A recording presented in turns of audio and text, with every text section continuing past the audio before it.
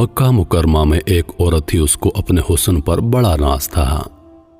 وہ ایک مرتبہ نہانے کے بعد کپڑے بدل کر اپنے بال سنوار رہی تھی، آئینے کے سامنے کھڑی تھی اور اپنے آپ پر فریفتہ تھی کہ میں بہت حور پری ہوں۔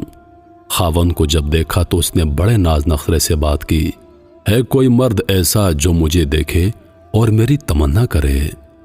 ہے عبید بن عمیر، یہ مسجد نبی میں مدرس اور خطیب تھے، تو میاں بیوی کا تعلق عجیب سا ہوتا ہے۔ آگے سے کہنے لگی، تو دے دے مجھے اجازت، میں تجھے دکھا دیتی ہوں کہ وہ پھسلتا کیسے ہے۔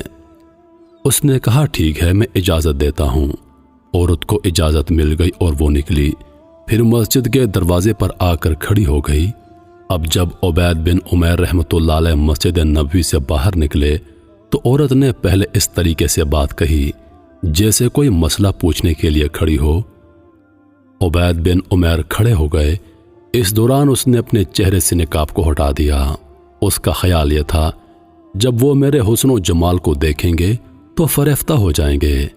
جیسے ہی اس نے ایسا کیا تو انہوں نے نظر ہٹا دی اور کہا، دیکھو کیوں ایسے کام کے بارے میں سوچتی ہو جسے تم کو دنیا میں بھی ذلت ملے گی اور آخرت میں بھی ذلت ملے گی۔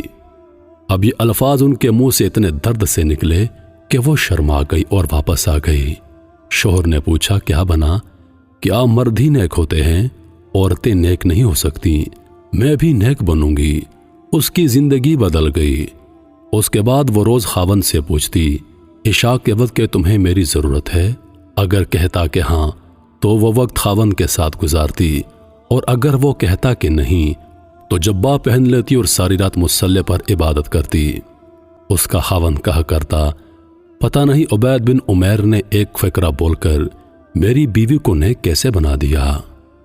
شکار کرنے کو آئے شکار ہو کر چلے، تو یہ کیفیتیں ان کی اس لیے تھیں کہ وہ پروردگار عالم نے ان کے دلوں میں ایک اثر ڈالا ہوا تھا۔ ایمان کامل ان کے دلوں میں تھا، اور صرف یہ نہیں کہ بڑے لوگوں کا یہ حال تھا بلکہ وہاں کے بچوں کا بھی یہی حال تھا۔